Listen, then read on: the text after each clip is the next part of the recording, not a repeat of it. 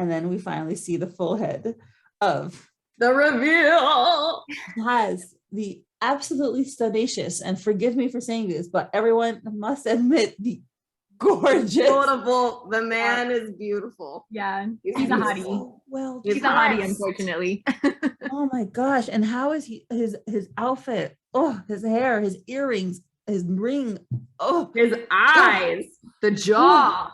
The jaw. I mean, there's not a bad jaw in this webtoon, but my God, he's beautiful.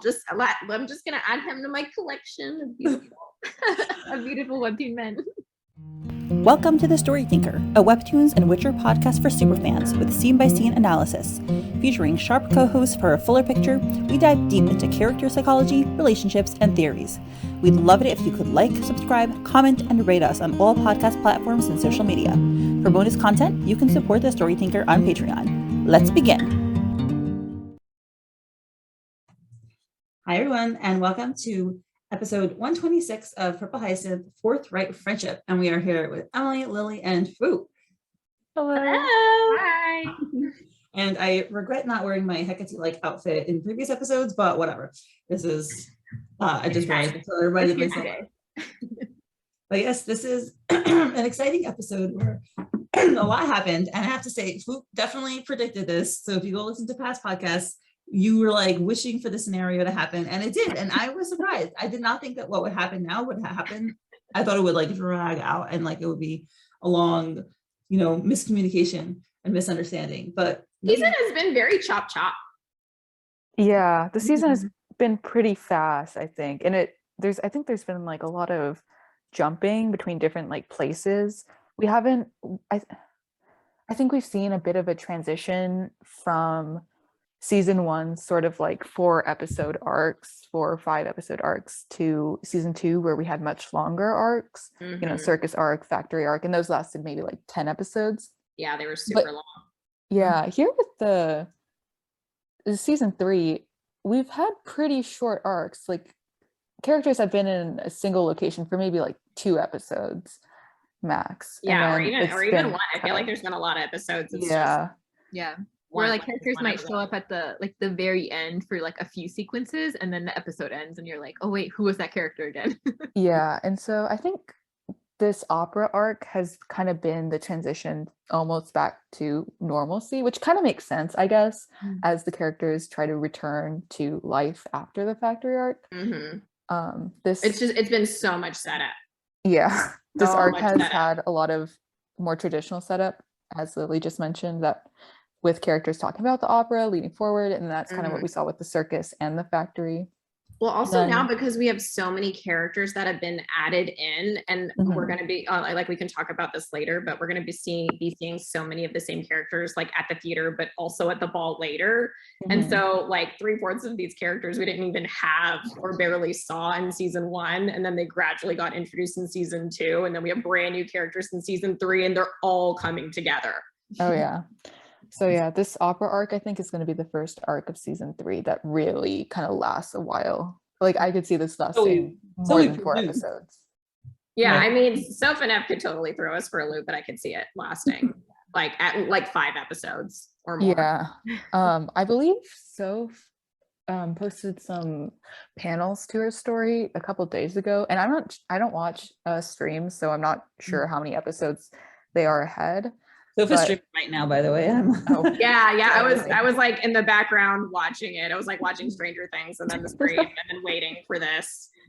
But yeah, like in the past, I know she's worked about like 6 episodes ahead of Fast Pass releases. And so it looks like the characters are still at the opera in the recent panel she released. So this could very much be like 6 episodes, if not longer. I think you're right. I don't want to give away, for those that don't watch the stream, I don't want to give stuff away, but that seems accurate just from what we've seen.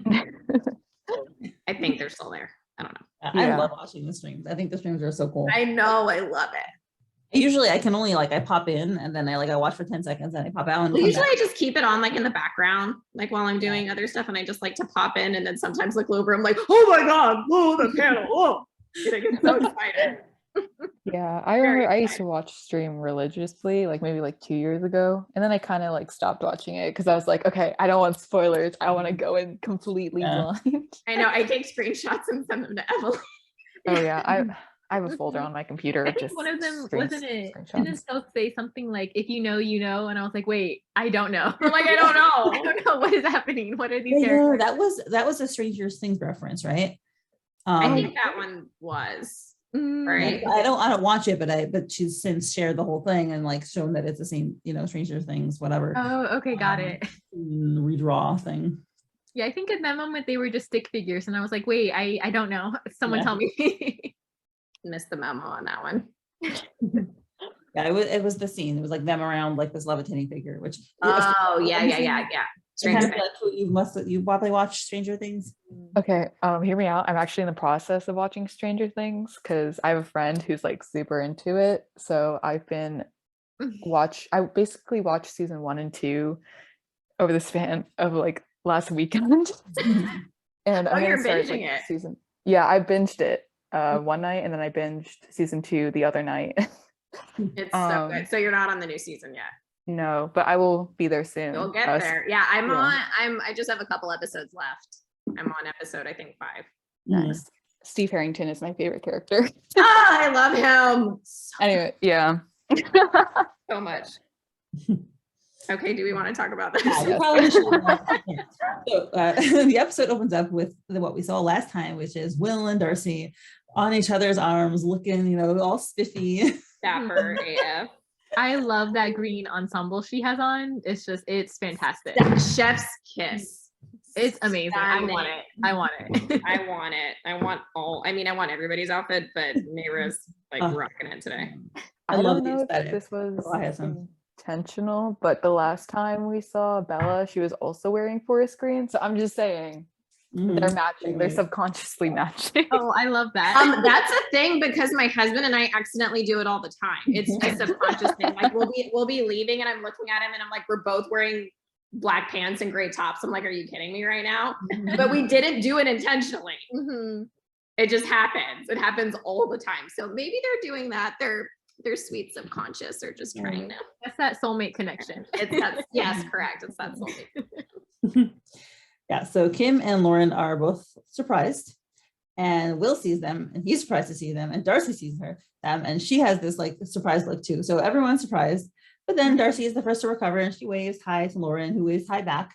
So they've met before, and Kim is she looks awestruck. And then you see the image that she sees, and it is Darcy just sparkling and looking amazing. Fwoot, you can go ahead and sip now. This is your strong. This is your moment. Kim and I connected on a spiritual level this episode. Seeing Neyra, Neyra from Kim's perspective is really pretty. Stunning. Yeah, Kim has a little blush. It's kind of hard to see. There's like 2 lines to indicate her blushing. And yeah, I really like the moment where Lauren waves to Neyra and Neyra like waves to her. It's like, oh, look at them. They're making friends, Very endearing. I love seeing non-toxic female friendships. And Purple Hyacinth, that's like, especially compared to a lot of other webtoons, like not to knock on them because I do read some, but a lot of the like Korean ones, especially the romances, there's just a lot of like jealousy, backstabby, toxic. And I just love all the positivity in Purple Hyacinth. That's so nice.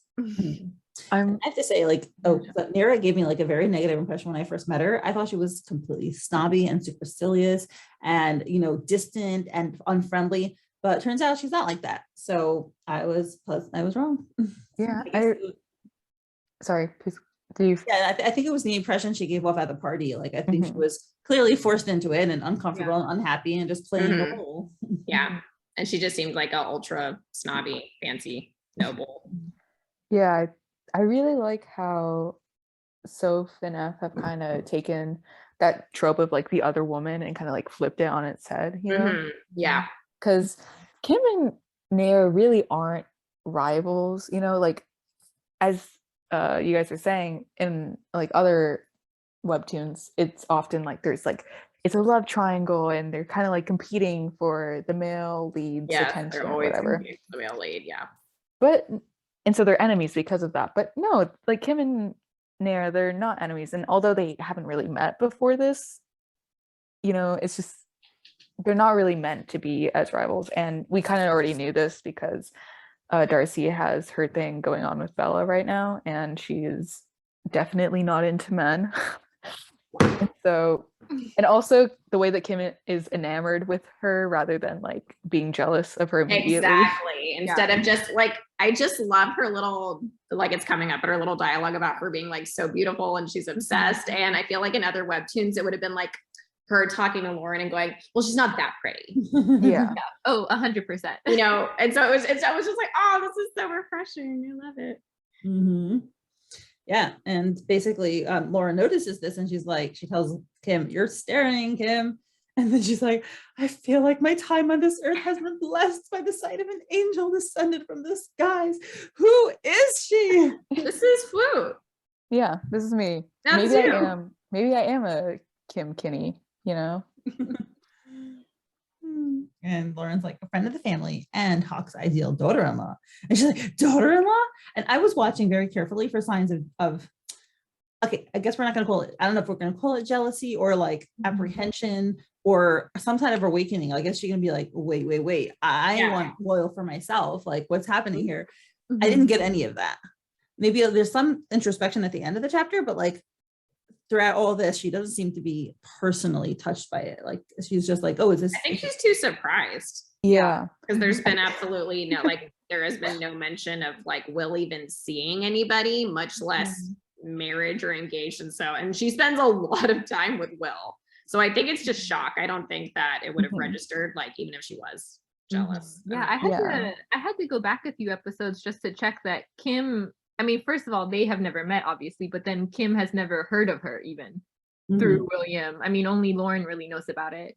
And and William and Kim are so close together that you would think Kim might have heard at least something about a possible engagement, but she hasn't heard anything, I think. Well, we're gonna find out that Will's been talking about her though. Yeah. And that's what he says. He says, good evening to you both. You and Lauren already know each other.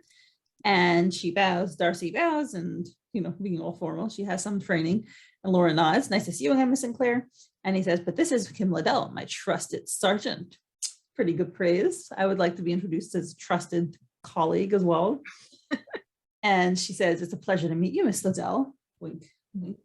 And again, we're getting the sparkles from Kim's point of view. Oh, so funny, right? That I mean, I love the perspective. It's like she is indeed an angel. There's just white light behind her. There's this, forget the halo, the whole She's sparkling. Yeah. I mean, who would not be fawning over this woman right now if you met her? I'm fawning over this woman. Exactly. Who would not be falling over for her? Man, I can't wait for Bella to show up because she's supposed to come at some point. She's not coming through the police, she's sneaking in, but eventually she's gonna be there and they're bound to run into each other. So I can't wait. Oh my god, you're right. She is gonna have to sneak in. Why didn't I not even think? Could you imagine though, she came in through the front and like Lauren had to pat her down? No, it's that other person gonna pat her down, which by the way, I was like, wait, are you sus?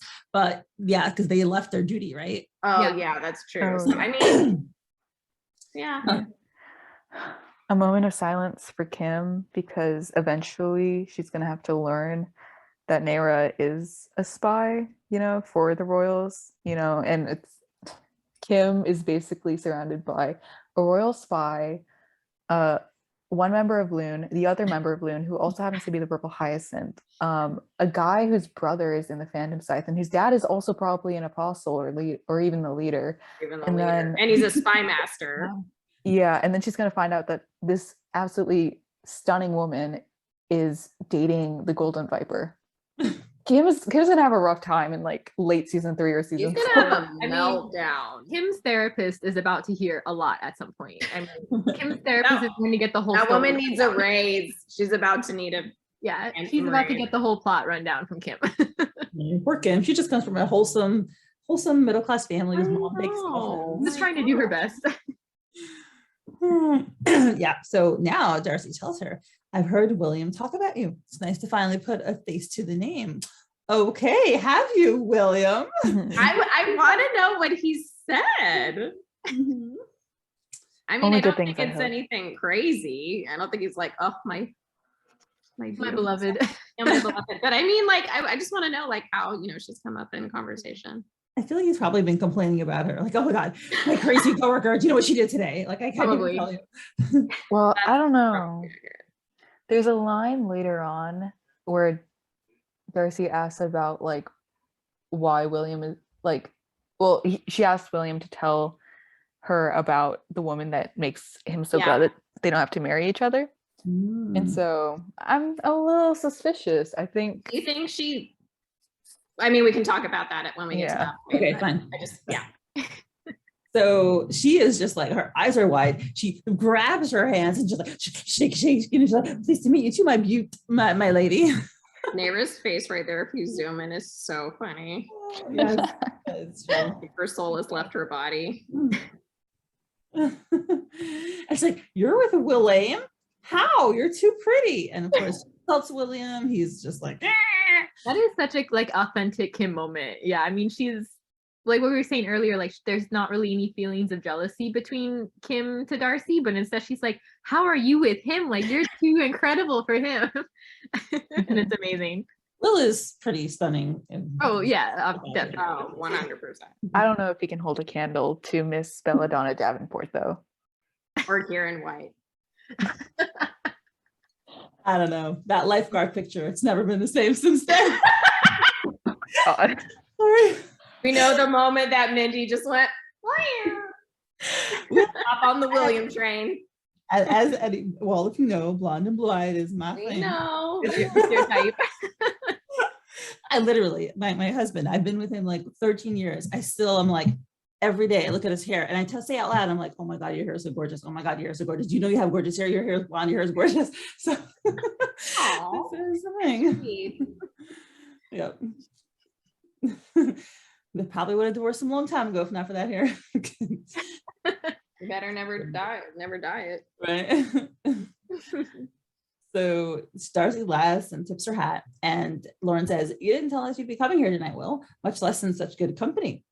And Darcy's like, it was a spontaneous idea, actually. No. And William was so kind to accept when I asked him to come with me. I'm very excited for tonight. And Lauren, I am on an undercover mission, not a date. Mm-hmm. And so Lauren Lauren has that like, huh, right. It's like, So I wonder, like, if I was Lauren, let's say, I would just assume that Darcy is not excited to be with William and that it wasn't spontaneous. Like, I would assume the, parents forcing her kind of thing. I don't think Lauren has any reason for her to be suspicious for more than that. What do you think?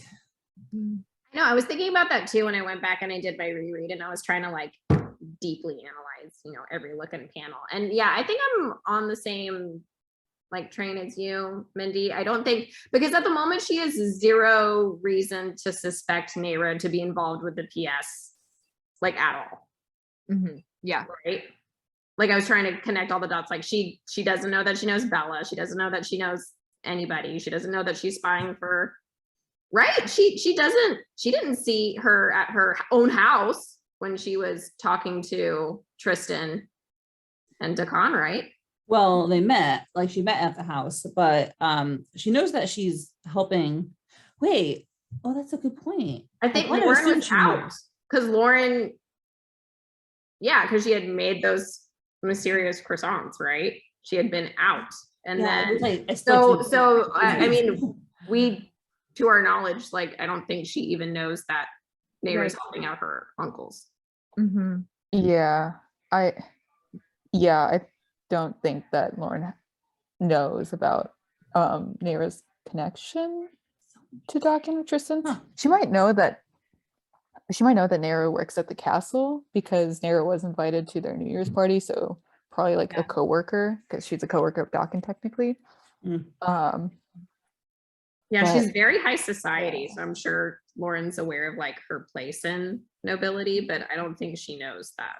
That's what I was going to say. Yeah. I think Lauren knows she runs in the same social circles, but like you guys said, I don't think she has reason to be suspicious. Yeah, at the moment, I think she's just thinking like, wow, I really don't want to be on a date with this guy. Yeah, Lauren's probably thinking like, oh, this was planned by their families and they're being forced together. But I think she is trying to figure out, like, if you don't want to be with this guy, why did you ask him to the theater?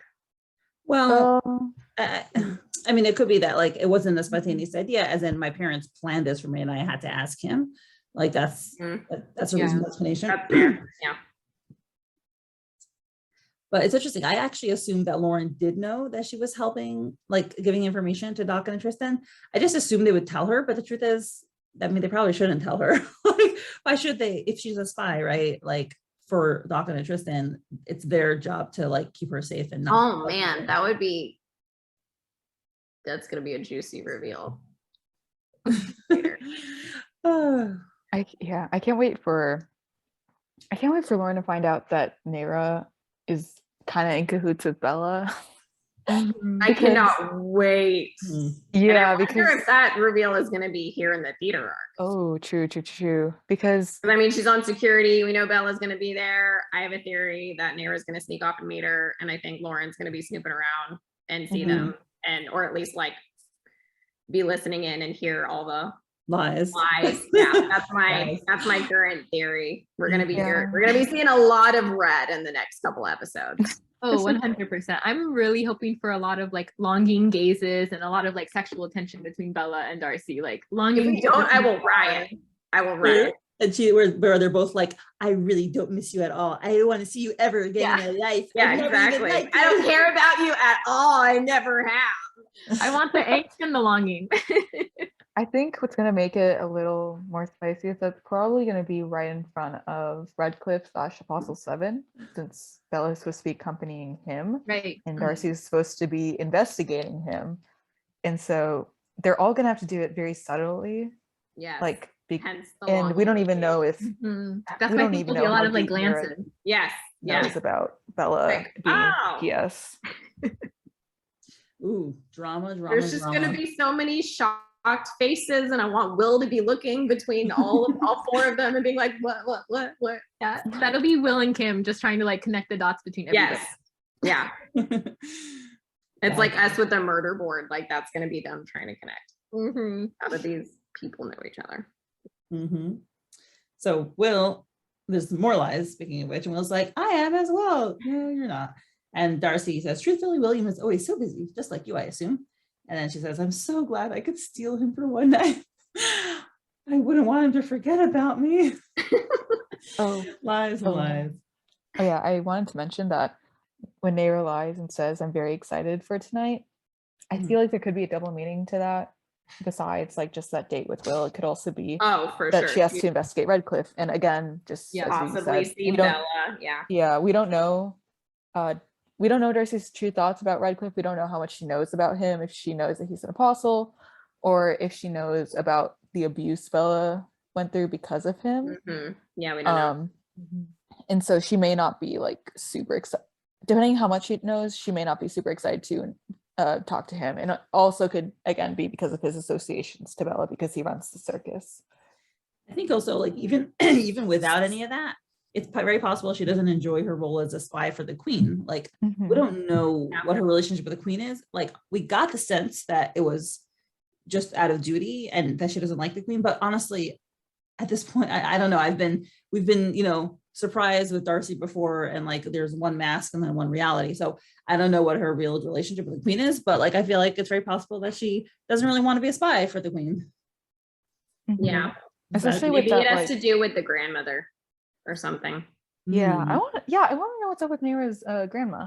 Yeah, because I was thinking about that too, because I mean, we don't know anything about Neyra's parents, but they could be alive or dead. Like we don't know. We have no idea. Well, but there has been mentions. Yeah, we're guessing. But there has been mention that shouldn't have been there.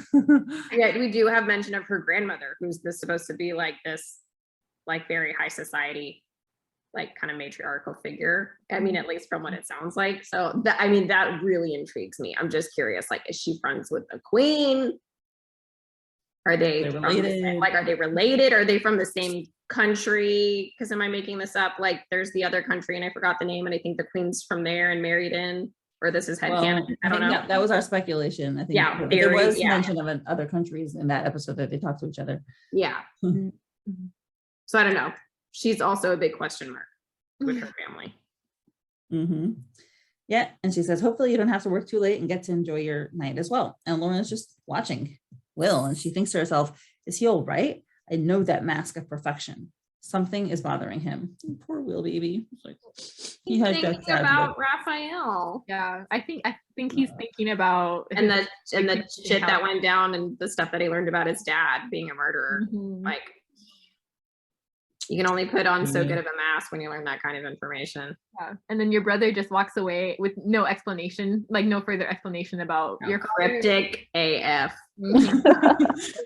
Yeah, Raphael was wrong for that. Like, dude, you can't just drop that your dad is a murderer and then leave and then walk away. That was like, I think he just gives like a simple I'm sorry, Will, and then like I really can't tell you. Yeah, but instead, no. You can't say murder and then leave.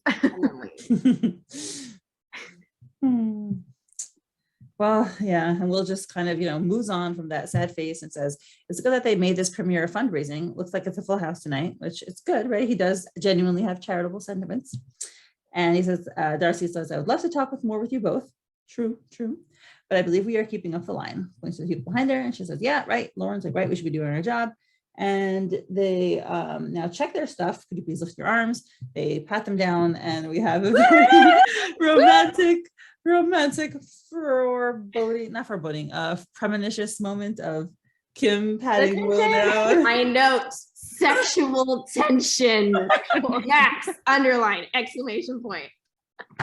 I think it's on Will's part. Look, he's looking away because he's so embarrassed. I think it is on Will's part more than Kim's part. Yeah. Then he looks at her. He's just looking at her. That was in my notes. I just wrote in all caps, Will looks at her, underline. Yes. She's just looking down because I think she's just like, oh my God. I mean, it's kind of awkward, right? Like it's a little, for her, there is some tension between them, whether they know it or not. Now I'm wondering what to make of her. Died. I want Will to finally get in touch with his feelings and want something for himself and go after it. The man doesn't even think about himself to enough to think what do I want out of life? Who do I like? What do I want to do with myself? And that he has to wake up and be okay, who do I like? 5 minutes later, I like Kim. What am I going to do? Kim, date me or whatever. He has to do something for himself. Grab life by the balls. Yes. That's what he's got to do. I think he'll snap. I think he's getting to that point, especially after talking with Raphael. I think he's getting to his breaking point. I have a theory that each character is going to snap at some point during the season. I think Kim's going to snap. I think Will's going to snap. I think we're going to get Dark Lauren. Yeah, I think all the characters are gonna hit rock bottom, and then it'll just be straight up from there. I feel like Lauren's always been at rock bottom. And even deeper. A lot of drama with them all. We have Dark Lauren a lot. She's going underneath the bedrock. Well, I have a theory. It's not really related to this episode, and I put it in the Discord about how I think Lauren's gonna go to the underworld and be Dark, but I can talk about that later. Okay. Yeah, I can only. And my parlay Kieran theory. I can only pray for Bella because she's literally going to be stuck in that little opera thing. I can't remember what they're called. That little balcony with Redcliffe and Neyra in a 10-foot proximity of each other. Those boxes are not big. I've never sat in one for a show, but I've walked around them toward theater and stuff, and they're not. They're cute, but they are not big. Yeah, they're they're just gonna be stuck together. I'm so ready for the next. Those boxes are for canoodling. It is gonna be awkward. My memory of those boxes is as a kid, we for school trips we'd always go visit where Abraham Lincoln was shot in one of those boxes. So yeah. So, sexual tension aside, Darcy says, thank you, wish you both a wonderful time. And Kim's like, have fun. And she's just gazing after her. She's just watching them walk away. She's still watching them as they go in this really nice hall. Just kudos to Soap and F, or just Hope, I guess, for making this beautiful opera house. Really nice. And then she's just staring and staring. And Lauren's like, Kim. Yeah. And then finally she whirls her. She's like, daughter-in-law? They're engaged? She's like, no. And I guess they're supposed to be whispering. No, though their respective families are doing everything they can to convince them. Okay, so Did I point out that they're literally gossiping while patting down random strangers? Like, this is my favorite thing. Yep. That is definitely life. I mean, if people are working in, yep. And so she's so pretty. She's just totally, that look in her eyes is like, she's enamored. Yes. We know, Kim, we are all enamored. It's like, I wouldn't need much convincing if I were Will. And Lauren's like, I don't think Will is particularly looking forward to a marriage right now. So yes, Lauren is able to see things more clearly. She's been friends with him for a while. And now we have this, once again, stunning opera house. I don't know about you, but like, I feel like, I feel refreshed anytime there's a new setting. Yeah. Like, it gives you, it's pleasing to the eye. It's Yeah. like, just like in real life. It keeps things fresh. Cause I mean, the characters in the plot are so good. They could literally be in a box or have a white screen and I would still read the story. But it's super refreshing because I feel like we get a lot of the same, like we're at the police station or very dark, somber settings, like we're in Kieran's cave or we're in, Great Chapel, or we've been in the castle multiple times, and it's just like big meeting rooms that are just kind of like pretty, but also just kind of like not super interesting. Yeah, it makes it's nice to get a nice background. Yeah, it makes it more lively, and I think it makes like even the city almost another character where you're like, oh, they're bouncing. It makes the city much more believable. Yeah.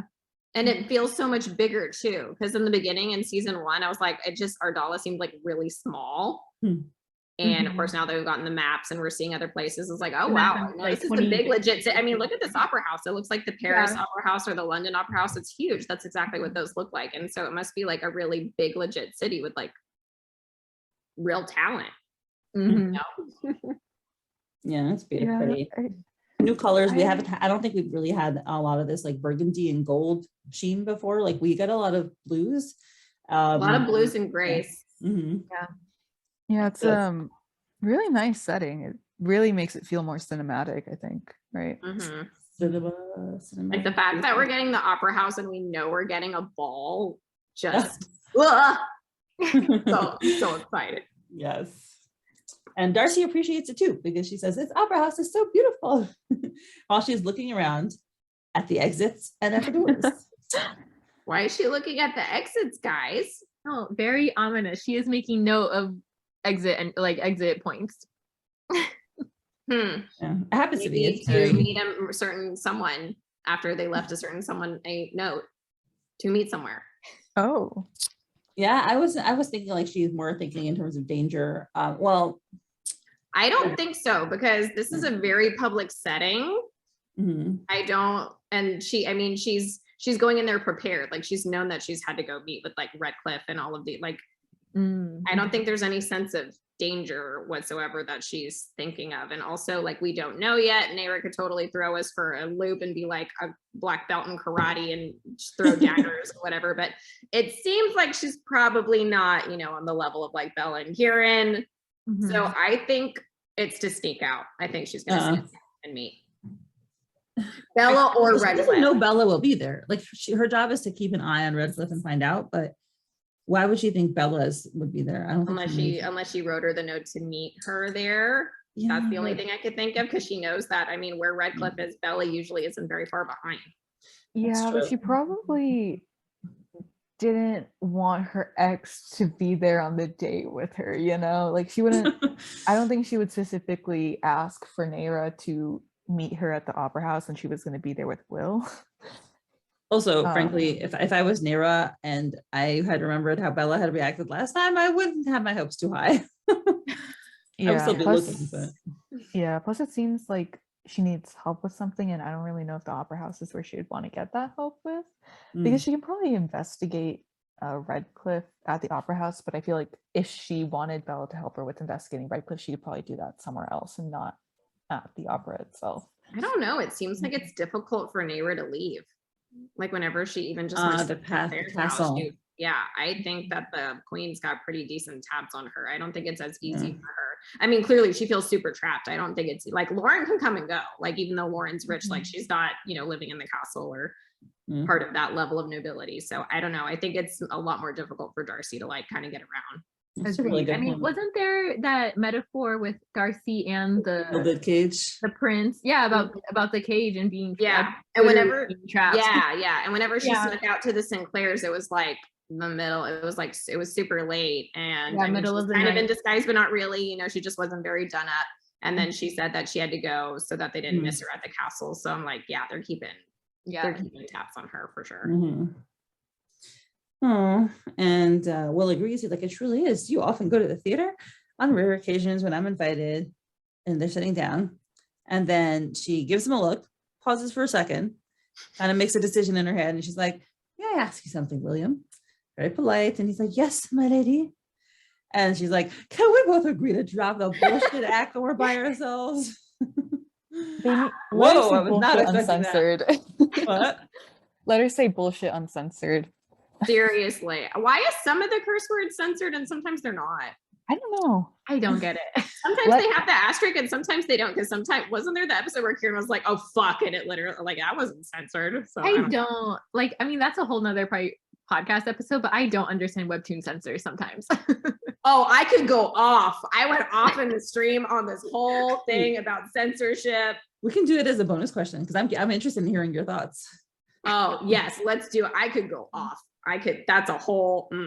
What's kind of funny is that I'm pretty sure for a time Will actually had the most yes, he had the most F-bombs. And I'm trying to remember where he would even use them, because I know he's had them and people always say that he's had them. I just remember with episodes are in Lady A. I remember for sure when he was on the ground. I remember he was saying a lot of and Lady A harassed him. He definitely was saying a lot of that. And every time he runs into Raphael. So the first time that he ran into Raphael, the episode where they're at the circus, he dropped a lot of F-bombs, I think then. And I think he drops a few with Kim playfully. If I had the patience, this would be a fun video to make, screenshot all the F-bombs. I don't know if I'll do it, but if I have a spare day where I feel like doing nothing. I'm already doing the arm grab count, but that's a whole nother. Arm grab? Oh, wow. Yeah. I bid you good luck on that. We're up to 9. This is so obsessed. This is a really random idea, but when Will asks Neyra if she often goes to the theater and she says on rare occasions when I'm invited, I'm kind of like, what does that mean? Does the circus count as a theater? Because does Bella invite her? Theater. Would Bella invite her to come to her performances at the circus, and she would watch Bella perform? I'm having thoughts, I don't know, but also who would invite her to the just the regular friends? Yeah, I guess just as a nobility. But yeah, I was surprised to hear Neyra talk this way. I did not think this whole thing was going to happen. This whole scene where she now acts honest and is real, I was like, whoa, I did not think that was going to happen this early. I thought it was going to be dragged out. They're just going to be tortured into pretending. But I am so happy that Neyra spoke up. This is fantastic. And so I also love both of them dropping their mask and dropping their acts while in the context of in a theater about to see a play where people act and have masks. Oh, that's a good point, Emily. I love that I didn't think of that. Position. Yeah, now they're in the theater. I mean, they're not the actors anymore. Yeah, they're not the actors anymore. They're in their private balcony where neither of their family members are really, pushing them together. So now they can be honest and say, look, neither of us actually want to be here. And neither of us want this romantic relationship. Yeah, we've known for a while that Neyra can be a lot bolder, and we definitely she can be pretty modest, and we saw her acting like that the New Year's Eve party. But then like there was her meeting with Bella, and she was a lot bolder there, and she came on a lot stronger. She was She was very smug. that was the most shocking scene ever. Yeah, Bella. Yeah. Like seeing Darcy be the one that's like shoving her against the wall. And I was like, oh, okay. Oh, Darcy. All right. Literally broke into her house too. I was like, whoa. Yeah, no, I mean, she's got some balls. Like the woman's got balls. Made herself tea too. Darcy's a secret top, apparently. Mm-hmm. Yeah, so Will is just like, he can't even react. He like blinks and blink, and she's like, forgive my bluntness, but come on. I know you're just trying to be polite and respect society's conventions and etiquette and yada, yada, yada. and he's like, he's flabbergasted. Yes. The man is dumbstruck. Yeah, he does not know what, no one's ever, I think, really called him out. It's like the Kieran loading face is like, huh? Especially Will. Will is so obsessed with like doing the right thing that I don't think it would even occur to him to like, wow, she's saying what she really feels, because Will doesn't do that. Will is just like, he does exactly what he's supposed to do. He does the right thing. He follows the script. He follows the rules.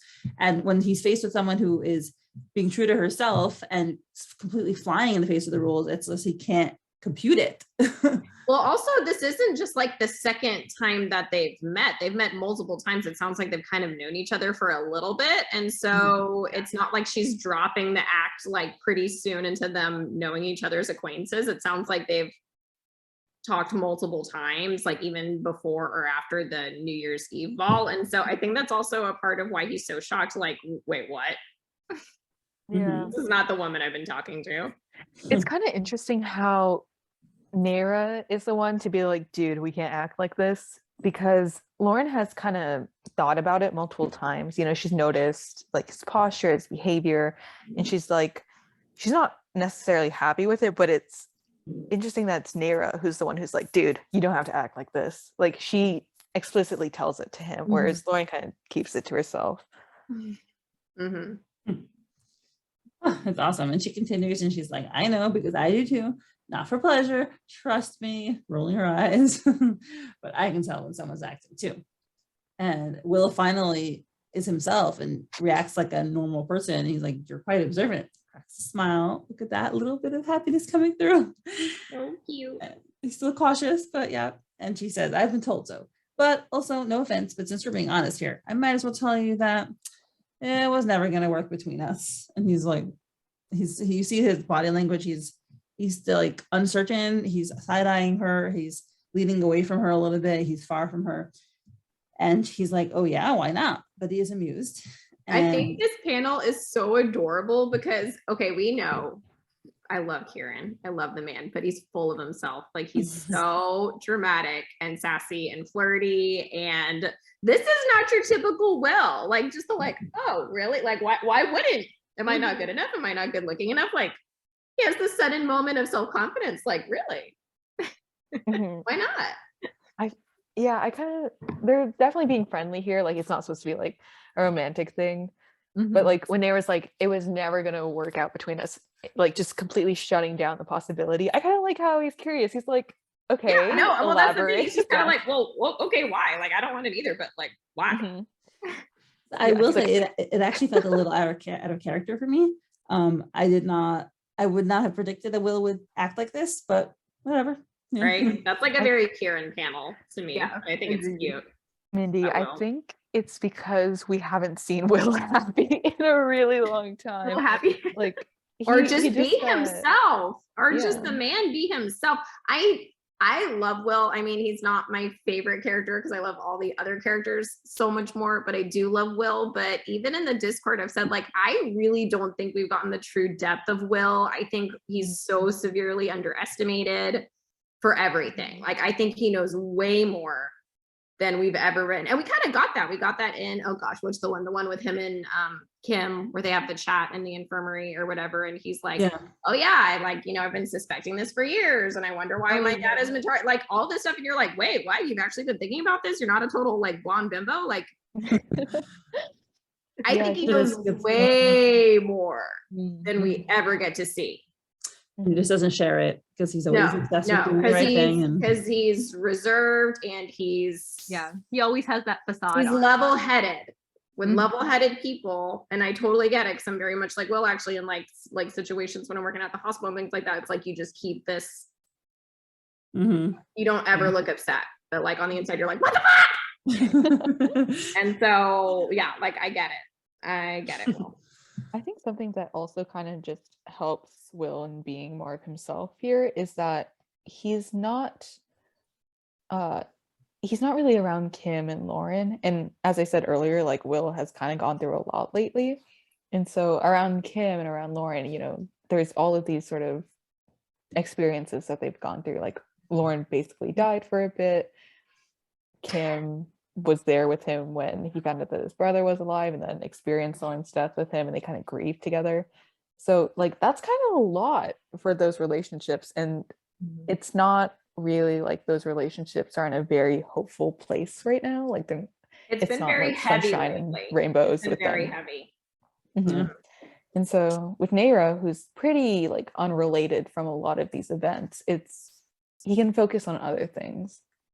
A very good point. Mhm. You're a different person with different people. Mhm. Yeah, she doesn't have that association. Yeah, so he's like, why not? And then she just tells him, I'm gay. So there you go. And I love the way she said that. Like she said, "Happy Pride Month." yeah, right.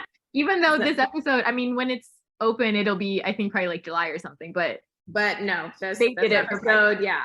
They said happy Pride, we're going for it. yeah, Yeah, and I it's did just wonder so, if they timed it's it. so like matter of fact. It's immediately accepted by Will. It's not questioned at all. Like it's just matter of fact. Mhm. He's queer, and that's why it would not work out between them. The lesbian representation we all needed. Right. And now it's Exactly. canon.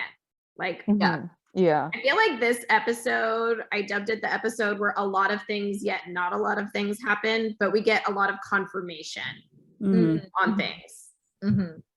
especially at the end. Yes. Oh, yeah. So he first looks a little surprised, and then he laughs and he's like, I see, haha, no offense, but I'm really glad you don't actually want to marry me. Well, yes, we know that, Will. I kind of like how he echoes her, because she said, also no offense, but since we're being honest here, and then he's like, no Right. offense here too. So they're kind of just being like, well, no offense to each other. Yeah. Aw. Really cute. They're like reciprocating like why they both don't want to be together, which is great. Mhm. And then she's like so excited. She rushes her hand down. She's like, great. Now that a disastrous marriage has been avoided, shall we be friends? And he's like, of course. And there's just like a really cute image of like cartoon them. I love these like shaking new backgrounds we're getting where there's like this orange like arc. hands. I'm pretty sure they've been here since the beginning of the series, Yeah. actually. It's either orange, Yeah. sometimes blue, but it's like peach, coral, whatever. It's not. But yeah, that whenever something funny is going on, that's the I just shape. love like Yeah. now like a beautiful friendship can blossom between both of them now that they like both sort of like crumbled each other's facades, Mhm. and now they can actually be honest with each other, and like I don't know, maybe they can both find a way out of this arrangement that their families want. You know, Mhm. if they're like They both can working team on up. their We're same getting so cause. many team ups. Yes. Fwoot, you said this a long time ago. You're like, oh, I want Will and Darcy to be friends and team up and do things together. And I Oh, was like, I didn't see it happening. And you were right. Really? Yeah, didn't see it you happening? always said that. No, I I don't didn't even see it remember. happening before. No, I thought that, like I said, I thought Darcy was very removed, very distant, very unfriendly. Like I thought she was a snob. I didn't think that they would be like that she was be a friendly person. But yeah, your Well, prediction we is thought correct. a lot of things about Bella when she was first introduced, and Yeah. here we Mhm. are. The thing is, though, I've been since like Darcy was even just like last name dropped in episode 67, I've been on the thing where it's like they're gonna be best friends, you know, they're gonna like she's gonna be like a lesbian. Like I have a story on my highlight where it's like, okay, I'm pretty sure she's a lesbian. Mhm. And then, you know, I didn't see her ending up with Bella. But I was very much like, I really hope she's not done as a love rival character to Kim. Mm. Mhm. And she wasn't. Darcy is Yeah. literally everything I could ever want, ever in And a more. character. You have to pick one, Bella or Darcy. Is it too much? Don't ask me that. Don't ask me that, That's Mindy. a hard Which decision. child would you say? You wouldn't pick Bella? Mindy, pick Tora or Kieran. Kieran, not even a question. Okay, that's fair. Yeah. I dropped. Yeah, I you dropped have, that you have to comment. listen to my MPL podcast. I've said multiple times that I Really? would never be with Tora. Yeah. And he's Kieran really or thoughtful. Quincy. Kieran or Quincy. Kieran. Kieran. Kieran is intellectual. He reads books. Quincy Kieran or that writes guy books, from Let's but- Play. What? Charles. Kieran or that guy from Let's Kieran. Play. Okay. Kieran. Kieran is the Oh. man. I go Kieran back reads and forth books. on Charles. Charles Yeah. gives me the heebie-jeebies sometimes, honestly. Yeah. But no, Kieran, because he's sassy and intelligent, and I love a sassy man. Mhm. Yes. Kieran would fake a car crash for you. He would. That's the ultimate. That is the penultimate man. Well, my husband did the dishes and the laundry today, so there you go. But he can't drive, so he can't crash a car, or fake a car crash. So, but, But he would for you. right, he would. No, he wouldn't learn to drive because he hasn't. No. But anyway, but he has done lots of dishes and laundry, so We'll give it to him. I'm sure Kieran does that too. His house is very clean, and we saw It's him very cleaning clean. that carpet. He's the cleaner too. Good. I am very into Kieran's apartment, so I might choose Kieran solely also to get over to his house. Right. I mean, I want to go to Kieran's house. We all go to Kieran's house. I'll go to Kieran's house. No, I don't want to go with you guys. I want to go by No. myself. We'll take turns. Take turns. I enjoy Neyra and breaking into Bella's house. Yeah, So, that's well, you fine. guys I'll go break to his into apartment. Kieran's house. No, I would knock. What is this, you people? His privacy's been violated all the time. We have to be respectful. Okay. On Wait, my what on did a you do? reread of like what was it 107 I think when they or 6 when they crawl back, Uh-huh. which is impossible by the way. I don't know, whatever. That's we've already done that podcast. But I'm like, did he not lock the door? Is there a key under the mat? Like they just opened the door to his apartment, just like collapsed. That He is should have pretty better- maybe he doesn't need security. There's since no he- keypads in the 1920s. Like how did this happen? Maybe he doesn't need, any additional security. He's like, I'm I enough. really think the PH doesn't keep his apartment locked. That is a very good point. But who's gonna break into his apartment and face his? The Phantom Scythe and spy on him. Right. Or people who Service don't know. being watched who he is. all the time, apparently. Yeah, I would not if be he's not surprised if allowed his to, house like, is lock- wiretapped. What if he's not allowed to lock his door? I don't know. I just thought of that. But like, what if That's sad. they're not allowed to like lock their doors? Like or it's in his PH contract. Like Ugh. maybe for like spying, because you're right. But the room in his apartment is locked, like with the drawer. His yeah, army. that one's That's locked. locked. Ooh, I He's don't got know. keys. I don't know. He's got keys. Anyways, that was off topic, but I just Yes, now that we've put in some Kieran simpery, despite him not even being in this episode. I will get on a Kieran episode Yeah, I with was you, about to Mindy. say. I will force myself the Yes. way I'll do a pull Fwoot. I'll be like, Kieran, let's go. I'm on this episode. I don't care how many people are on here. Yeah, I started only doing the Bella RC episodes. So It's good. See, the great thing about being a co-host podcast host is that I can do every episode. Get all of them. Get all the so characters. wonderful for you. thank you, Mindy, for having me on these episodes. Of course. Hello, it's a pleasure. So William also says, of course, he's so excited. And then he asks her, but then it's a pretty dumb question in my opinion. It's like, why is your family trying to find you a husband? I'm like, okay, Will, have you not encountered the world? This is how it works. Mhm. Have you ever met a woman above the age of 20? Like that's apparently our purpose in the world. Yeah. Like, Especially like during this time period, like the answer is obvious. yeah. Mhm. And there has been like, because we don't really know where Purple Hyacinth stands on a lot of social issues, like the world of Purple Hyacinth. Mhm. We know about like classism, but we really haven't seen much intersectionality with that. So like whether racism or homophobia exists in Artalis, it's kind of up in the air. Mhm. But this episode kind of makes it seem like there is more homophobic, I think, stigma, because like having a male heir is prioritized over whether someone is even attracted to the opposite gender. And then, Yeah, but that might be particularly because she's noble, because Yeah. heirs are very important. So it might be that everyone Yeah, else can like- it get could be away that, with but it. also it like, could be that as a society, like it's not really cared upon, like they don't really care with lower classes, but then in her social circles, it's like, well, tough Yeah. shit, honey, you're having a baby and you could have your lover on the side. Like you gotta pump out some heirs. but Neyra also she has a coming out moment with Will. Like, I don't know, because there's been a lot of like arcane influences on Purple Hyacinth, especially in this season. I've been sort of thinking about how homosexuality was presented in Arcane, because there is 2 lesbians who get together in Arcane. And I'm pretty sure it was someone on the writers team who had said that, like, I'm pretty sure it was Arcane, that like in the world of Arcane, they don't even have words for homosexuality, or because it's just accepted in that world. And so I was wondering if Purple Hyacinth would be like that, but I guess not. It doesn't necessarily mean that this society is inherently homophobic, but I think it's just kind of interesting to think about, because we really don't know about Ardhalis and how Ardhalis deals with such Right. issues. Yeah, Will's reaction is pretty normal. Like it's he doesn't make a big deal out of it. But yeah, I suspected a lot of it is just a noble thing.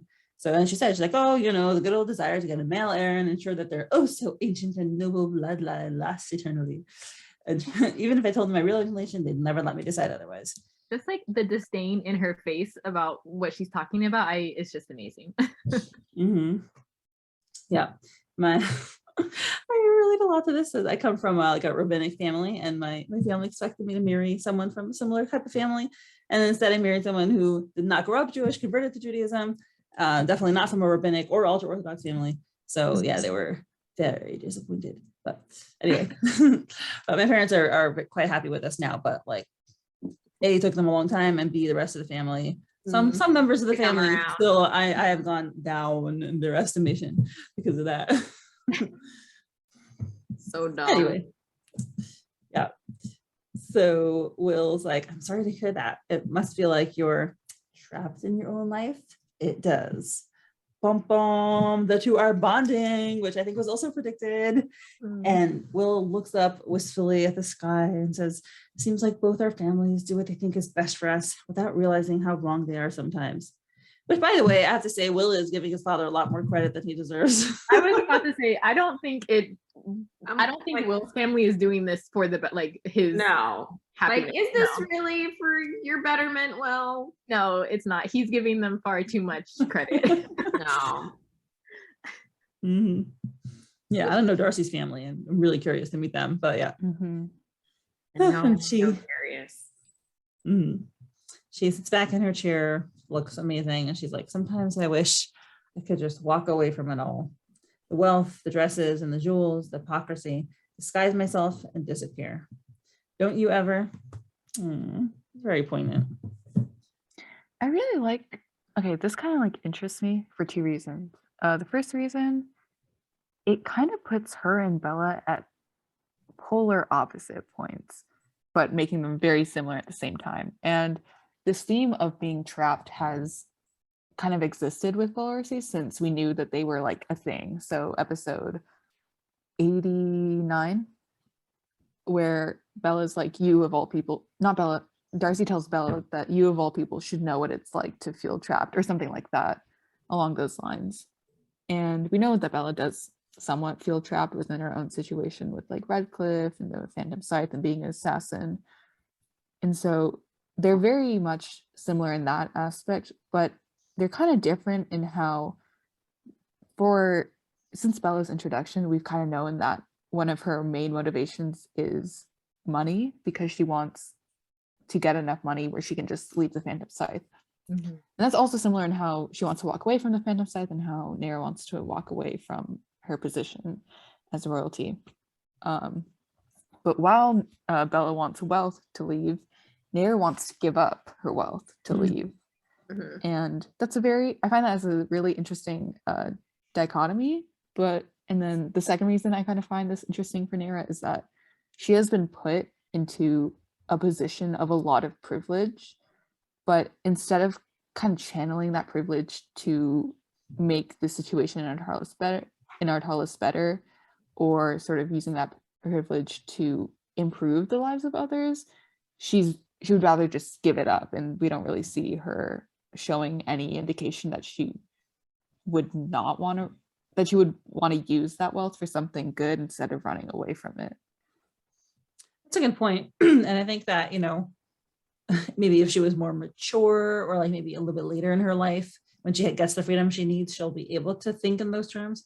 But yeah, right now she is just focused on getting out for herself. I'm wondering how much freedom she even has with her own money. Right. Mm-hmm. Yeah. I mean, depending on, I mean, it sounds like, I mean, I don't know exactly like the social hierarchy and how things are in this age, but like she may not even have control of her own money until she marries.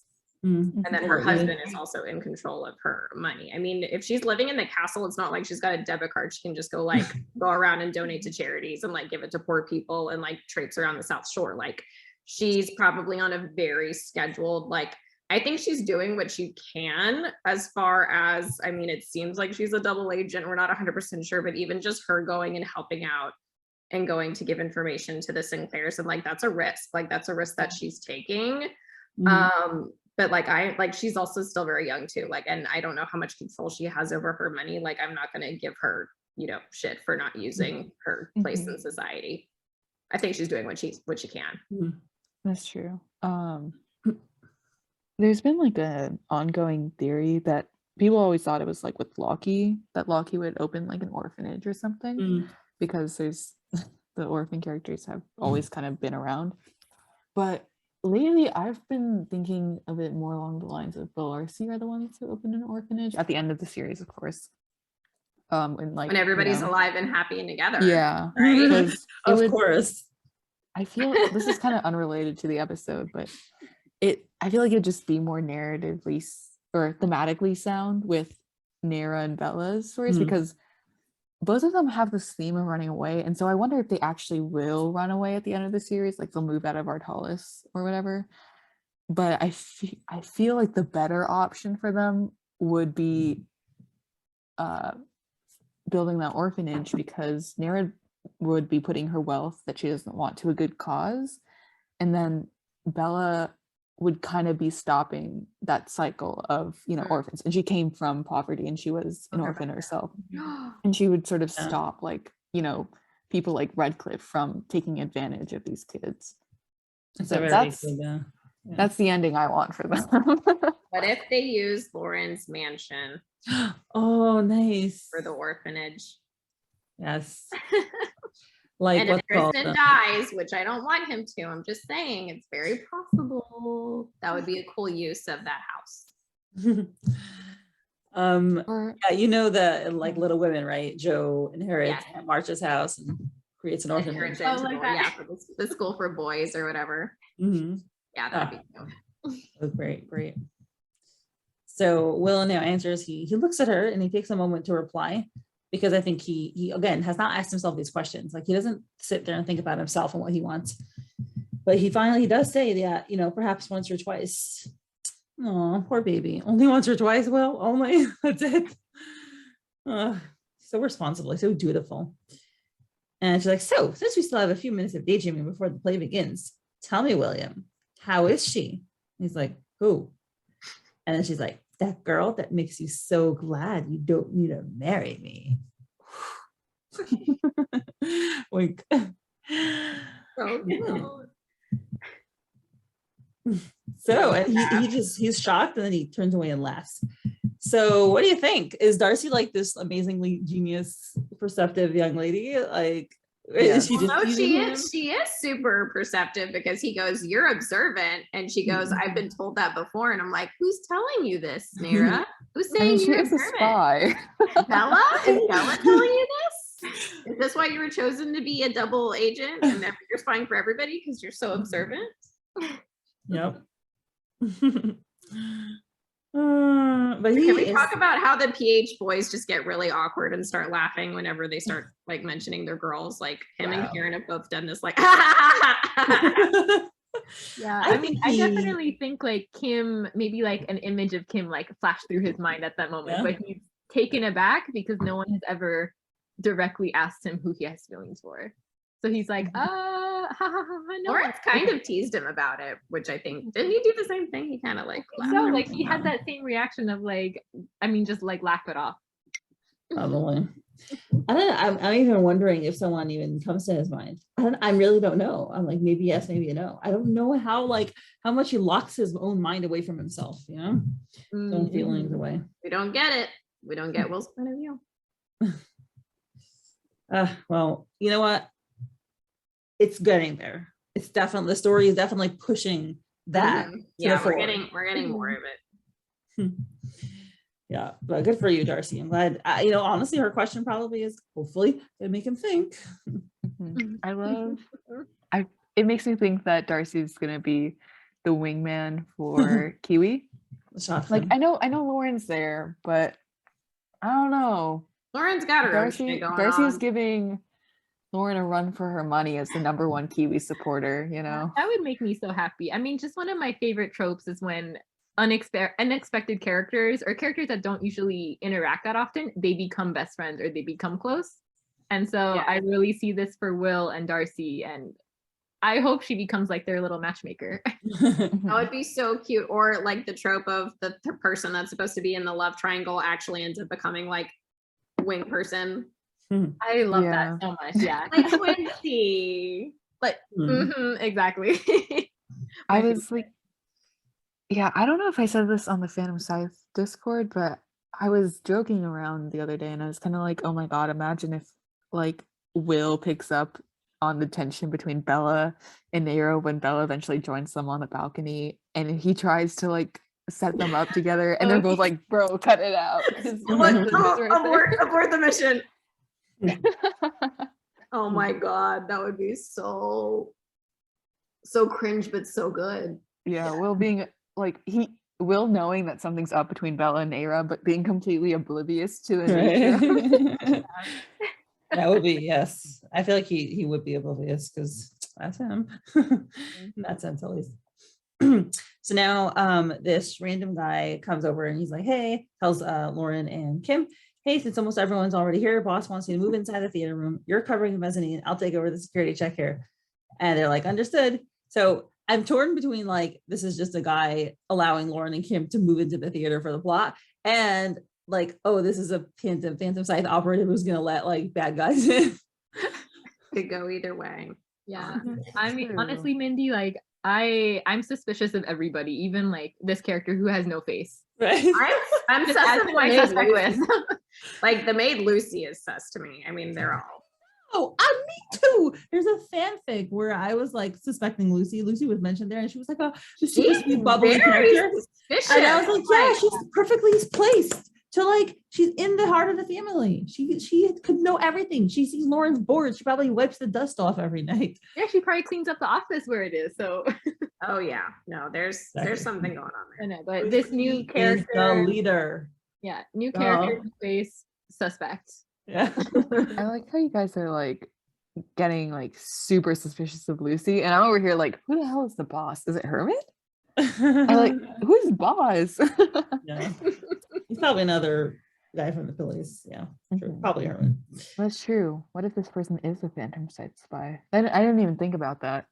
You have to learn to think suspicious minds. There's spies everywhere. Yep. So they move away, and again, it's just a really beautiful entry.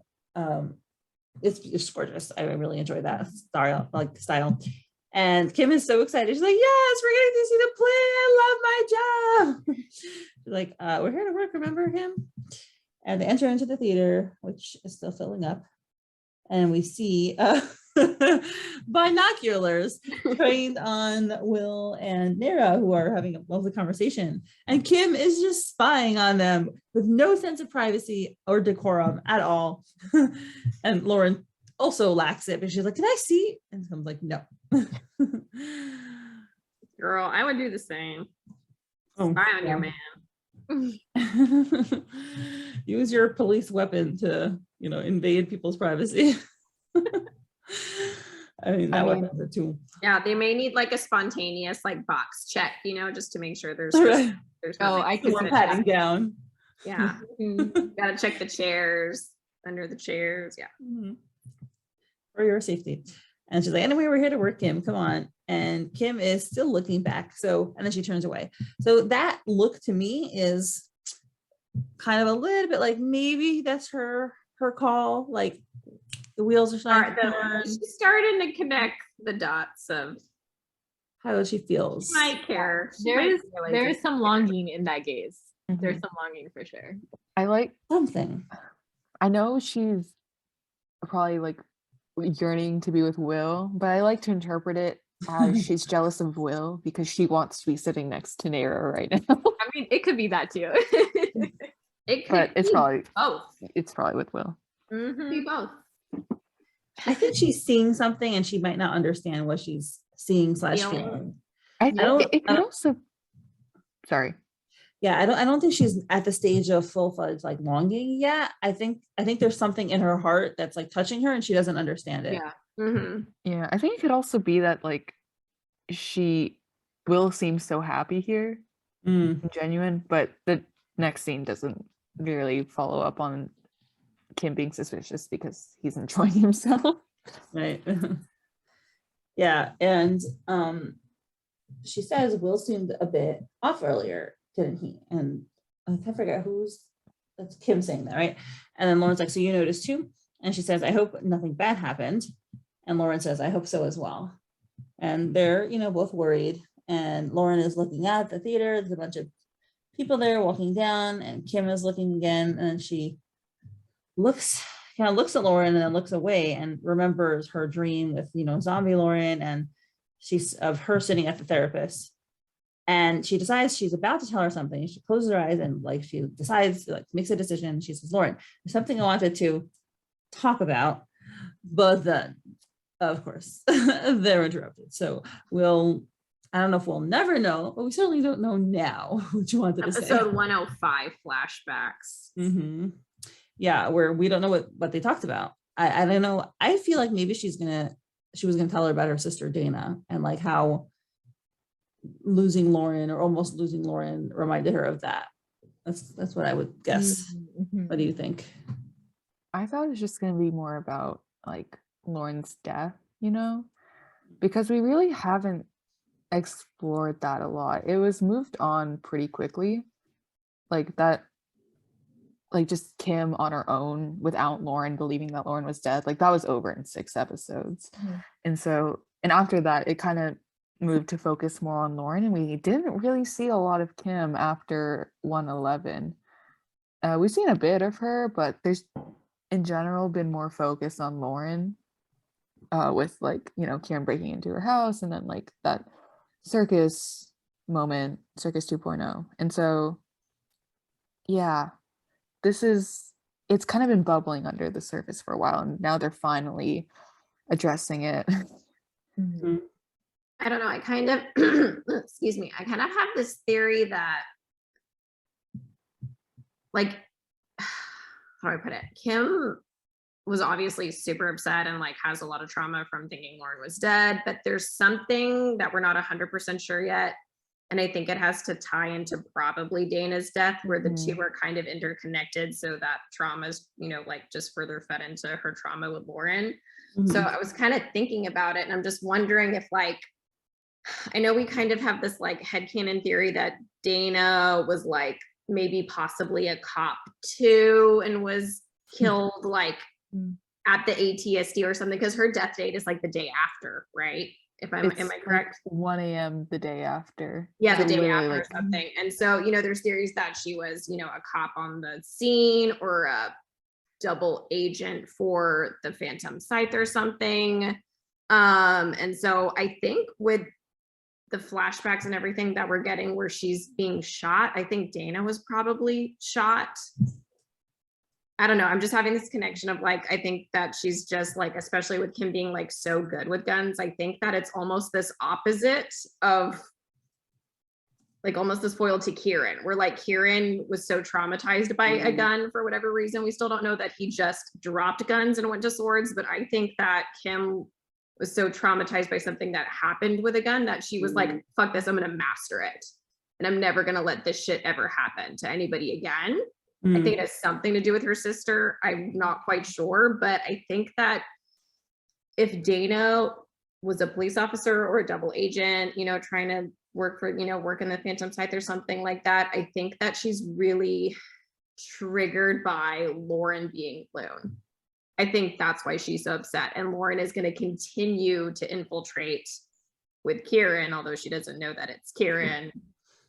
You know, and Lauren has said like, oh, I'm going to keep you guys up to date on, you know, the things that I'm looking into and all of that stuff. I think that she just continually has these nightmares because she's thinking like, well, shit, this is going to happen again.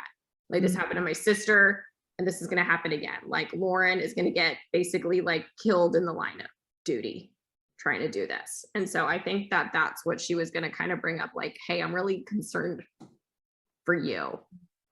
You're looking into all this stuff and I don't think it's going to end well. That makes sense. Yeah, I'm looking, I mean, I think that whatever it is with Dana, it's not just an older sister dying. I think it's got to be plot related, like you said. Yeah, I think there's a connection there for sure, and her PTSD definitely. Yep. So they hear a clang and they hear, ladies and gentlemen, the Mirage Opera House would like to thank you all for being here tonight. And it is a woman on stage announcing that all the money from the premiere will be donated to schools on the South Shore and other charitable causes. And Will and Darcy are looking at this woman. And now we see a hand opening up the curtain and they're turning. We see a little bit of a blonde head. And then we finally see the full head of the reveal. Has the absolutely stunnacious, and forgive me for saying this, but everyone must admit the gorgeous. Beautiful. The man is beautiful. Yeah, he's a hottie. So well, he's a hottie, unfortunately. Oh my gosh. And how is he, his outfit, oh, his hair, his earrings, his ring, oh, his eyes, the jaw. The jaw. I mean, there's not a bad jaw in this webtoon, but my God, he's beautiful. I'm just gonna add him to my collection of beautiful, of beautiful webtoon men. I have to admit, when I first read this episode, I didn't realize that his mask was off. It just like I saw his face and I'm like, okay. And it didn't hit me that this was like the first time we had seen like his entire face without the mask. I was just like, it just like passed me, and then I realized like 2 hours later, and it's like, oh my God. I will say though, he looks younger than I thought he was gonna look, because that one panel where we just got like his eye in the window or whatever, he looked older there. So I don't know. I was about to say that too, because I've been assuming the apostles are older. 40s? I guess yeah, maybe like they pulled a reverse Sandman on us. Yeah, I was expecting someone older, honestly, and now because like, remember like when Sandman was like, we'd see him and we didn't know who he was yet, and he looked really young, and everybody was like, he's Dylan because he looks young and hot, and then we got him and then we're like, oh, it's Daddy Sandman because he's old. But like episode 24 was bait. I still stand by it. They were baiting us by making him look so young. No, he looked so young. He looked so young. So yeah, they pulled a reverse Sandman on that because they made him look old, and then they're like, just kidding, he's like 35 and hot as fuck. Like, I mean, I don't know. Like, I thought he was maybe 40. So well, did they say at what age he started the circus? We know that the circus was started about 15 years ago. 15 years ago. So like in my, so he started at like 25, then he'd be 40. Right. Or even if he was 20, you know, he could have started at 20. Yeah. And be 35. Fine with me. Listen, I'm 33. It's perfect. It's in your age pool. What did I say on the Discord? I was like, I'm the age I could date Will, Raphael, or Stefan. You get all of them. I can have my pick. Oh, also, older, younger, my age. Radcliffe has long hair, which also I love long hair. Oh my God, what could be better? Okay, so like, can we also point out he just looks like a vampire king, like a very fuckable vampire, like lord. Funny you say that, because under episode 91, which is the episode that we're kind of like introduced to him like physically, I got top comment for calling him Alucard, which is a character which is the character like from Castlevania, for anyone who doesn't know, and he is a vampire. He is half a vampire.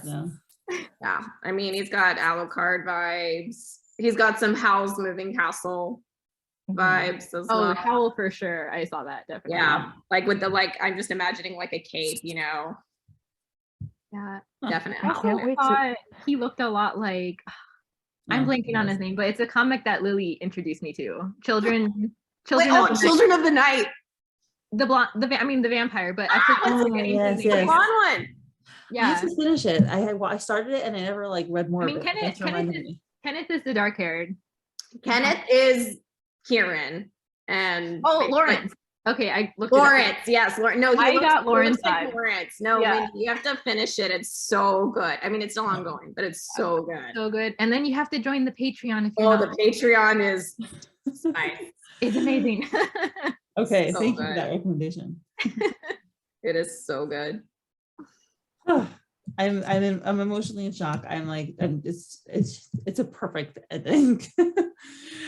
Finally get his face. I can't wait for Bella to hit him with the golden viper venom, just to make him a little uglier, you know. No. Let him repent of his sins and become good, so that his beauty can forever be He preserved. started with good intentions. He just Look. Mhm. I and think someone's Kieran obviously not the best person, but I think think Kieran that could be he redeemed. could be redeemed. Yes, No. yes. We are No. all for characters to be No. redeemed. No. You Okay, have to look. give everyone a chance, Fwoot. Give him a chance. If we can Let him redeem Mindy, you Kieran. didn't. Mindy, when I said that Redcliffe was an abuser, you didn't believe me, and then he turned out to be an abuser, and you were like, "Oh my god, who could have seen this That's coming?" true. Saw it But coming. I did say, I don't remember, I think you were on that episode too. I did talk at length about Redcliffe probably being a mixed character, because we learn a lot about the good things he does. He did start the circus, and Bella sees him in a very good way. Obviously, he's like manipulative to her in that sense, but like he did also clothe and feed them, and he gives a lot of money to charity. So I think he's, whatever he is, I think he's mixed, a mixed bag. And that's what I'm guessing. He and the leader, I mean, the leader and the apostles, he's one of the apostles. They go way back, and even the leader said, like, he started out with the best of intentions. And what else did he say? He said, just like the fall of man is greed and wanting power and riches. So I mean, he started from a good place, like most people who go into politics and power, but then they just become corrupted. Yeah, but the thing is, like, even if he did have good intentions, he's still an abuser. He still manipulated Bella, and he still like literally would have he still kind of like threatened Darcy's life if Bella would have that relationship. And so even though he kind of did save Bella's life, it's still a very like twisted relationship, because he has you her don't on have a to leash. there's no you don't have to put it with an abuser just because they saved you, Yeah, saved your life. Like that's not a reason to stay with an abuser. Exactly. So but we can Bella's- appreciate his intentions 15 years ago or however it was, that he was probably a very different person then. So I think we can just be appreciative of like his character then, and not so appreciative of the person he's turned into now. Yeah, and that's why I don't think redemption's in the cards for him. Well, do you really. remember what we thought about Sandman? Yeah, because know. Sandman didn't manipulate kids. Listen, Or I don't know. have Maybe emotional they can go blackmail Sandman with him. them. Maybe he can do something really cool. I I'm guess gonna the hold difference judgment. is that Sandman was very much in a Kieran situation where he's forced to do these things, and it seems like Redcliffe has like free range. Like he can do whatever the fuck he wants. Well, he has a lot of power now, I think, right? Yeah, power, Like, money. The leader can't even take him down, because if the leader takes him down, they lose so many like resources and connections, right? Yeah. I'm curious. I really hope they'll give him some development. It would be nice to see that. I agree. I want to see more exploration of his character, like, because I also kind of think that the reason he donates so much to charity is to build a better connection with the people, is to get trust. But I don't really believe that trust is that he wants that trust for all pure intentions. I think there's a bit of maliciousness in that, because he has been playing both the Royals and the PS by accumulating a lot of social power that kind of makes it so that both the Royals and the PS are reliant on him, and I find that a little suspicious. But yeah, I truly don't think redemption's in the cards for this. Like, Bella, I think, like, literally, I think that her arc is gonna culminate in her killing another dad. Oh Or no, no. It could be her about to kill him, but she just is like, you know what? You made me a killer, so I'm not gonna kill you. Just, like, We also don't even know if she rejecting that actually role killed her that he dad. put onto her. Right. I hope. I don't know. Maybe. I mean, it would be satisfying if she killed him with some golden viper, but with the whole like Hestia sparks flames, I'd kind of love to see her just kind of like, I don't know, light him on fire. I'd love some kind of flame. No, that would be very cinematic. Yeah. I feel like Like we're he's like, he's in his like at the ball and he just happens to like be in a room and she, lights it on fire and he dies. Burns. Look, I don't condone murder. However, if this guy somehow found himself with a golden viper knife in him and that venom spreading through his blood, I would turn a blind eye.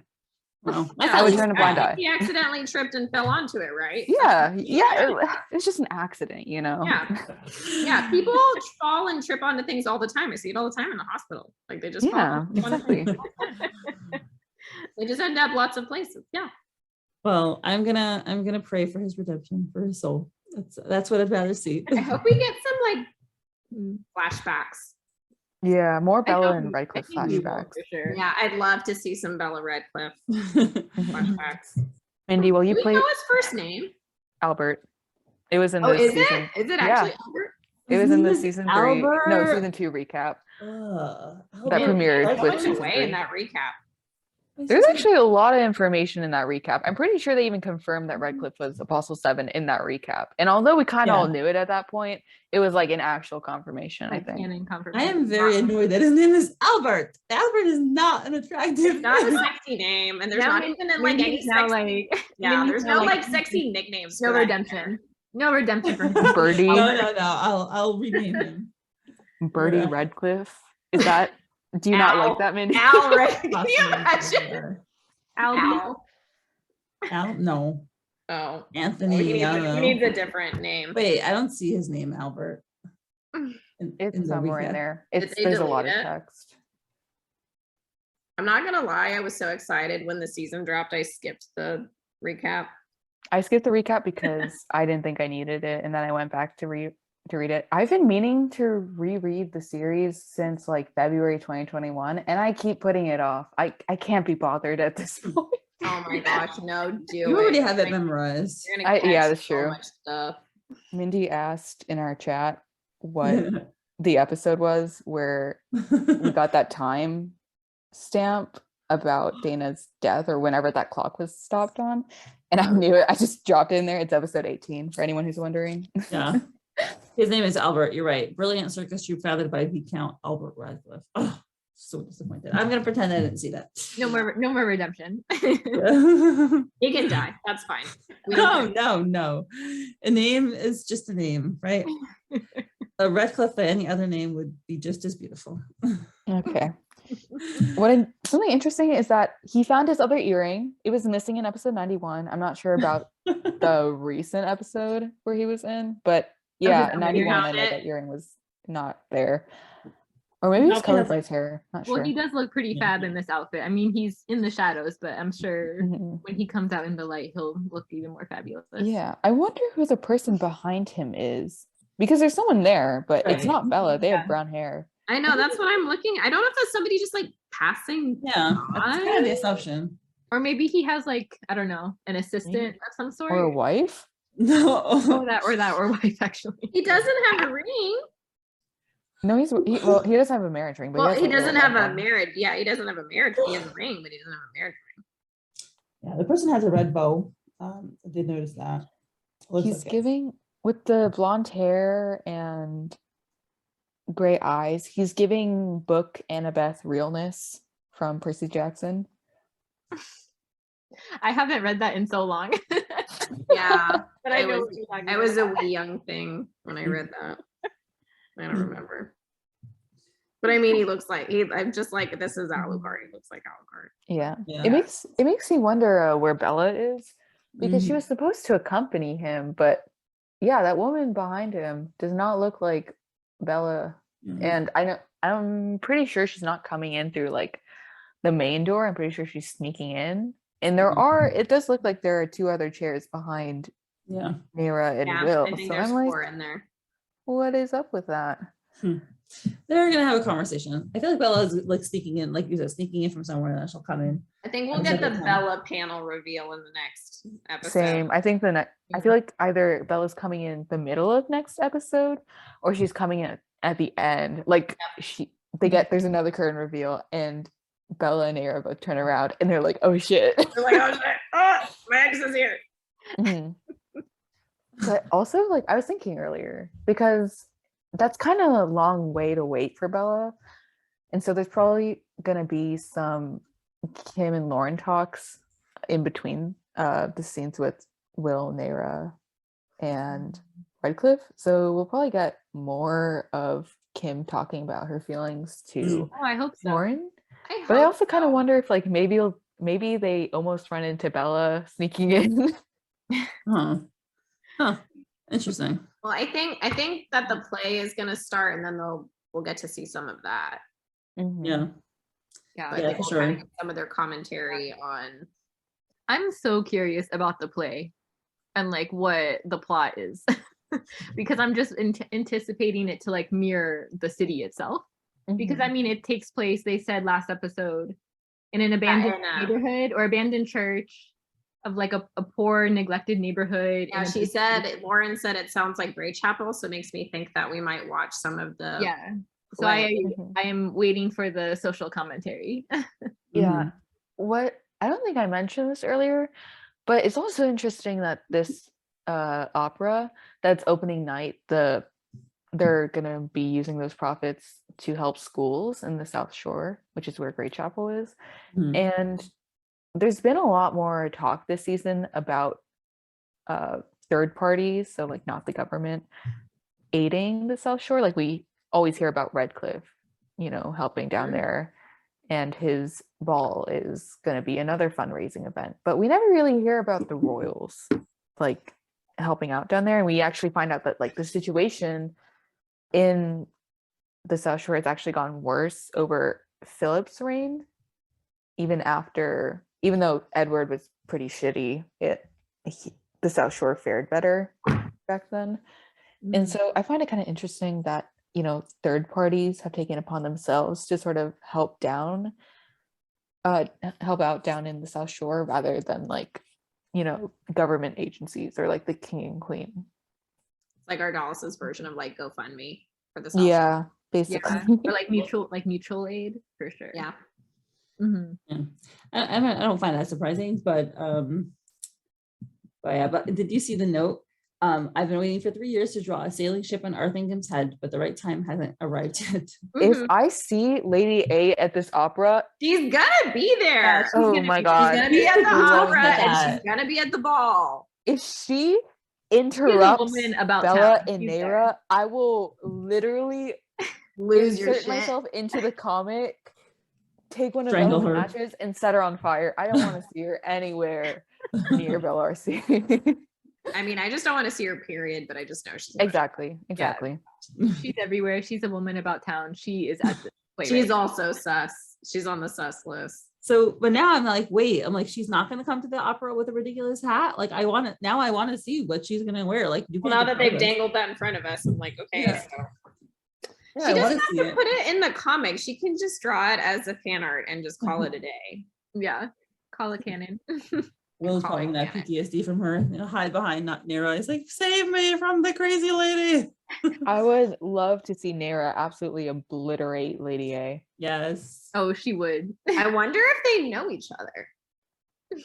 Maybe. Neyra and I've been spying on her. Well, if they just run in the same like social circles. I'm pretty sure that Neyra is actually a lot wealthier than Will. Yeah, didn't Soph confirm that? Yeah, I'm pretty sure. Well, I mean, she lives in the castle, so like that's that too. Solid. Well, that's a pretty solid given. Does she live in the castle or does she just work there? Because I think she lives there. She actually had to go back, and it was like the middle of the night. I mean, she's there all the time, and then she's also said like, "Oh, they're gonna notice if I'm gone," and so and it was late, so I don't know. Yeah. Okay. Right. So I was just kind of assuming that she. lives there. Mhm. So do we have any other final thoughts of this episode before we move on to our rant about webtoons and censorship? Oh my god. Trying to figure out, do you guys think that Bella would sit diagonally from Neyra or behind her? Oh, I wanted her to sit behind her and then like lean in and like whisper something in her ear. Same. I want that too. That would be better. I Then you have think that Bella's tension gonna that avoid like her. you can't see them, but you just feel their presence behind you. I want some like goosebumps on Darcy maybe because she Oh. knows Bella's right there. I feel like Bella is just gonna try to avoid her though. So Yeah. I need Bella to have the most fabulous outfit. mhm. You know she will. She will. Oh, she absolutely will. But I just like cannot wait for it. I'm wondering how Bella's gonna act. I feel like she's gonna be like really quiet when she sees that Neyra is there, because she's literally gonna be right next to Apostle 7. And if she makes any wrong move, it could be over for Neyra, you know? Or she would perceive it to be over for Yeah, well, Neyra. she's just trying to play it off that she doesn't have feelings for her anymore. Yeah. But then I And also she was feel doing like, that with Kieran, so she really has to do that with yeah, Albert. the Yeah. stakes are Albert. very high. Oh no, we do not Bella. mention that name. But That was also, an accident. You must not be named. what was I gonna say? Yeah, I feel like Apostle 7 might try to test her. Like Redcliffe, he might make some off comments towards Bella to see how she reacts, because you know, this could be like the perfect time for him to sort of test her and see where her priorities really lie, because it seems like Bella has maintained his trust somewhat, whereas the rest of the Phantom Scythe it's not. So Right. I mean, she's maintained the trust of him and the leader, which is pretty impressive. Yeah, so I feel like this could be him trying to really look for a flaw in Bella by, you know, having her next to Neyra. Interesting. Yeah, maybe trying to deliberately I mean, why did he Put her want her down. there anyways? That's true. I don't think that has been. I don't think he gave a reason, really. Now at this point I'm like, is it just so that he has a hot date? Like, I'm just like, there has to be another reason. He didn't even I really think he just said like you're accompanying me to the play Mhm. tomorrow night Yeah. or whenever they checking, redoing. Because Neyra is not Neyra, Bella's sneaking in. Oh It makes yeah. me think that she's gonna have weapons on her, probably Oh, like her she'll knife or definitely have something. weapons on her. Yeah, so it's like maybe he wants a bodyguard or something. Right. Yeah. I just like he doesn't really specify. He just says, "I will need you tomorrow. I'll attend the premiere of a new play, charitable event. Considering the recent measures will be increased security, but no one I trust more than you for this, my space viper." Oh, so I think, yeah, I think it it's more sounds of like a security. I mean, Yeah. it's more of a bodyguard situation. Yeah. Oh, I'm excited. So I shall said we? What? Oh, last thought. I said Okay. this in a previous podcast. I think it was the one setting up Bella for the opera. But I am convinced that there's going to be a moment where Radcliffe makes a really, really suspicious comment and Bella like reaches for her knife because she thinks that he's going to do something to Neyra. That's my prediction. It's Oh, a so, very like- small And then thing. it's gonna give her away. Yeah, to like get a rise out of her. Oh, Yeah. And she Yeah. like reaches for that knife, but she doesn't pull it out, you know, Interesting. thinking. Well, we'll see. We'll see if it happens. I would not. Yeah, I would I'm not be very surprised. excited. Mhm. Whatever it is, I'm excited. So shall we do our webtoon rant? Let's do it. All right. Thank you to my current patrons: Susie, Lady Libris, Lily, Jenny, Molly, Veronica, Emily, Joe, Rochelle, Saucy Tuggles, and Rose, Alexa, Misty, Joanne, Imelda, Esther, and watching people: Emily, Jane, Jen, Erin, Kay, Lily, Beckett, Staranda, Christine, Sadie, Kelly, Teresa, Mrs. Nostalgia, Jen, Tatiana, Louisa, and Rachel. Your support is truly appreciated.